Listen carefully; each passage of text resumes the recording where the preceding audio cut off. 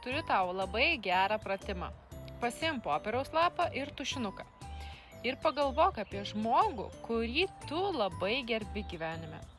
Galbūt tas žmogus tau yra autoritetas, galbūt labai didelis pavyzdys, tavo mentorius, žmogus, kuris labai tau imponuoja ir net tu norėtum tapti toksai, koks jis.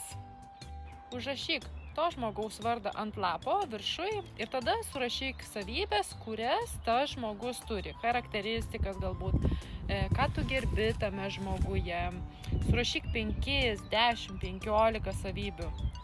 Ir kai tai padarysi, pagalvok, tu apibūdinai save, nes tu negali kituose matyti kažko, ko tu neturi savyje.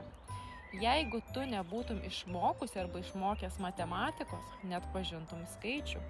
Jeigu tu būtum neišmokęs arba neišmokusi alfabeto, net pažintum raidžių.